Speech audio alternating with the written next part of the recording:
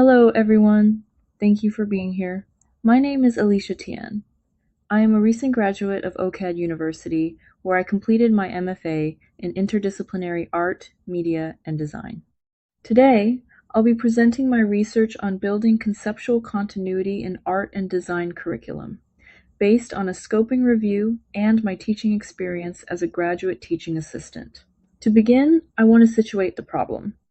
As outlined in my slides, many students experience higher education as fragmented. Courses often operate as isolated units, and theoretical learning is not always clearly connected to studio practice. What this means in practice is that knowledge transfer becomes student-driven rather than structurally supported. This means that instead of building on prior learning, students are often required to make connections on their own, and in many cases, those connections do not fully develop. This is particularly visible in art and design education, where learning spans theory, making, and interdisciplinary exploration. As shown on this slide, spiral learning emphasizes that revisiting concepts helps build mastery, while curriculum continuity supports transfer and depth. In this framework, learning should be iterative rather than episodic. So continuity is not only about organization, but about enabling knowledge to develop into deeper understanding and application. However, this model is not always reflected in how curriculum is structured in practice. This project builds on a Prisma SKR-aligned scoping review, preferred reporting items for systematic reviews and meta-analyses, extension for scoping reviews, drawing from peer-reviewed literature, institutional documents, and accreditation frameworks. Sources were excluded if they did not address curriculum structure, coherence, or interdisciplinary integration within higher education contexts. The goal was to move from a literature review toward more actionable curriculum thinking. Through this process, three interconnected themes emerged across the literature. As summarized on this slide, the three themes are structure versus integration, iterative learning, and student agency. Together, these themes help explain why continuity remains difficult to achieve in practice. The first theme focuses on structure versus integration. Universities provide structures such as breadth requirements and interdisciplinary minors, which are designed to support flexibility and exposure across fields. However, credits do not guarantee connection. While students may complete requirements across different areas, this does not necessarily result in integrated understanding. So there is a strong opportunity for interdisciplinarity, but weak support for continuity. This reflects a broader issue identified in the literature, where curriculum coherence depends not only on what is offered, but on how learning is connected across courses and over time. If structure alone does not produce connection, then we need to consider how learning actually develops in practice.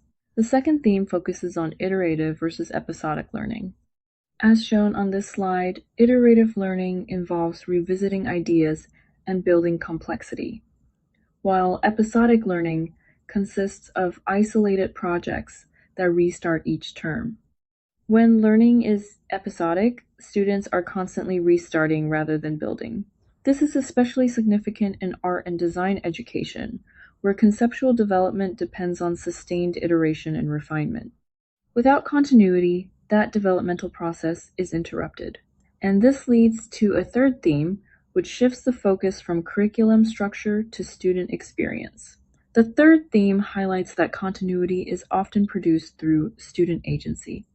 As shown on this slide, students may connect theory to practice, link ideas across courses, and reflection drives integration. However, these processes are often assumed rather than supported.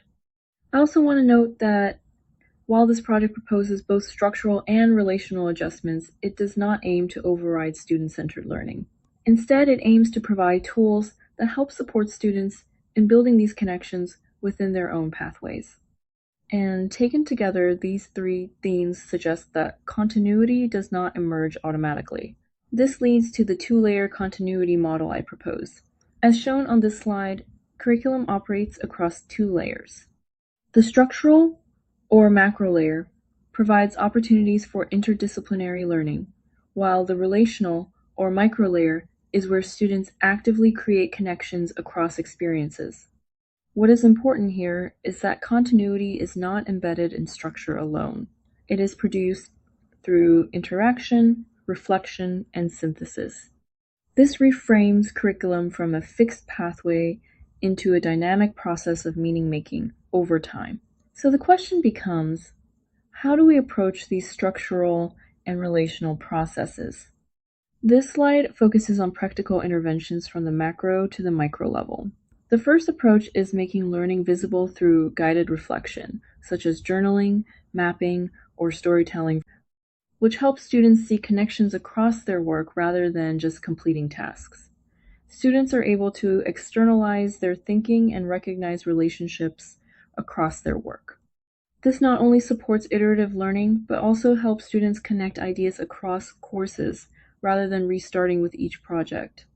The second approach is designing for connection, where assignments require students to reference previous work and reuse concepts in new contexts, shifting learning from isolated to cumulative.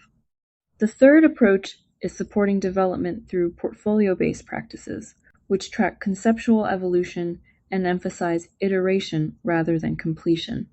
To give a concrete example of how these levels work together, I will briefly refer to a course called Learning in the Field, which is an experiential learning course at OCAD University. This example is based on a grant writing assignment that includes both a writing component and in-class discussion activities. At the structural level, students are guided through reflection on their artistic identity. For example, they are asked to describe who they are as an artist and what is important in their work conceptually and materially. This provides a clear framework that helps externalize their thinking and clarify the direction of their practice. At the intermediate level, the focus shifts to connection. Students are asked to situate their work within a broader context, including their environment, influences, and cultural identity. This encourages them to draw from prior coursework and connect their practice to theory, context, and earlier learning experiences. At the micro level, this process is extended through in-class discussion and a grant jury simulation. In this activity, students present their work and give feedback to one another across different areas of art and design practice. Through this exchange, they apply different perspectives and knowledge, identify gaps and overlaps, and begin to see new directions for development. Assessment at this stage is not based solely on the final written proposal, but also on students' reflective responses following the activity. This includes how they engage with feedback, reassess their ideas, and articulate the development of their work. In this sense, grading focuses on tracking progression rather than evaluating a single outcome, supporting a more portfolio-oriented approach to learning. A key aspect of this evaluation is the development of social awareness in their work, as students move from an individual perspective toward more multi-perspective and interdisciplinary connections. While these approaches operate at the practice level, they also point to broader institutional implications. As shown on this slide, a larger structure is also needed to support continuity across the curriculum. This includes mapping how concepts develop across years, aligning courses thematically, and designing assessment that focuses on development rather than just final outcomes. This is important because individual teaching strategies alone cannot ensure continuity if courses remain disconnected at the program level. Without a shared structure, even well-designed assignments risk becoming isolated efforts rather than part of a sustained learning trajectory. When there is a shared structure in place, it becomes easier for ideas to be revisited and extended across different stages of the program. This helps students build on their work more consistently, rather than starting over each time. So, in this sense, curriculum coherence is not just a teaching issue, it is a broader systemic one that requires alignment across teaching, program design, and institutional structures. To conclude, structure enables opportunity, but connection creates continuity. And understanding this distinction allows us to rethink curriculum as an ongoing relational process, rather than a sequence of isolated units. As a final takeaway, I would like to offer this framework as a practical method for designing reflective learning activities. The structure moves from macro to micro levels, beginning with the larger conditions and expectations of the activity, then moving toward interaction, reflection, and long-term development. At the beginning stage, instructors can consider what students are expected to already know, what shared ground exists within the classroom, and where differences in discipline, experience, or perspective may create opportunities for interdisciplinary exchange. At the structural level, the focus is on framing the activity through a guiding question or central theme that gives students a clear conceptual direction. The next stage focuses on connection. Here, students are encouraged to link the activity to prior coursework, theory, research, or other learning experiences so that knowledge is extended rather than isolated. At the micro level, the emphasis shifts toward interaction and development. Instead of treating feedback as a single moment, the goal is to support ongoing progression through reflection, discussion, and revision across stages. Through interdisciplinary discussion and critique, students are exposed to different artistic approaches, research methods, and perspectives that can generate new ideas and unexpected connections in their own work. These exchanges are most effective when they are actively facilitated by instructors and supported through documentation, such as reflection notes, process journals, or iterative portfolio updates. In this way, continuity is supported not only through conversation itself, but through making the development of ideas visible and traceable over time. Finally, after the activity, the focus becomes making development visible. Rather than evaluating only a finished outcome, instructors can ask how students' thinking evolved, how feedback informed revisions, and what new connections or directions emerged through the process. In this sense, continuity becomes more than a curriculum goal. It becomes a method for supporting reflective, iterative, and portfolio-oriented learning across different educational contexts. As a graduate teaching assistant, this research also reshapes how I see my role.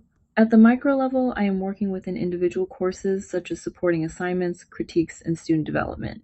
But at the same time, I'm increasingly aware of the macro level, which is the broader curriculum that students are navigating across semesters.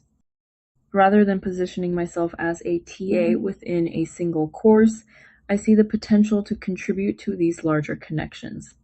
Drawing on my industry experience, research background, and professional networks, I hope to support students not only in completing assignments, but in navigating possibilities across their academic path. In this sense, continuity is not only a curriculum issue, it is also a teaching practice and a relational responsibility. Thank you.